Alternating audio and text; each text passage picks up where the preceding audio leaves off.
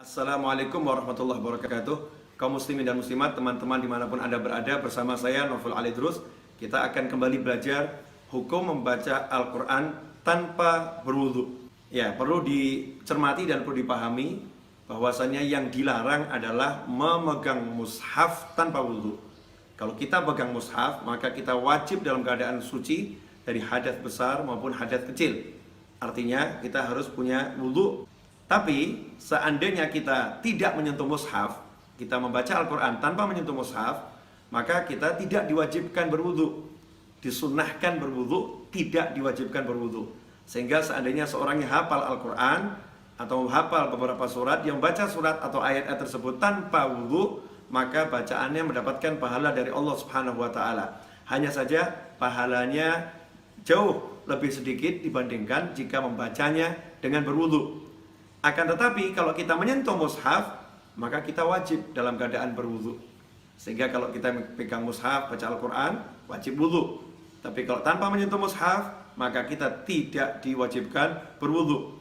Sebuah kebaikan kalau kita mewudu. Dalam sebuah riwayat disebutkan Khalifah Ali bin Abi Thalib karramallahu wajhahu menyatakan, siapa yang baca Al-Quran dalam keadaan berdiri dalam sholat sunnah itu boleh berdiri, boleh duduk. Kalau sholat fardu wajib, maka bagi yang mampu wajib berdiri. Yang nggak mampu, boleh tidak dengan berdiri. Tapi kalau sholat sunnah, baik dia itu mampu maupun tidak mampu, tidak wajib berdiri. Sholat sunnah boleh dilakukan sambil duduk. Nah, kalau ada orang sholat sunnah, kemudian dia berdiri, dia membaca Al-Quran, dia mendapatkan 100 kebaikan. Kalau dia dalam keadaan duduk dalam sholat sunnah, maka dia baca Al-Qurannya diskon 50%. Pahalanya hanya 50 kebaikan.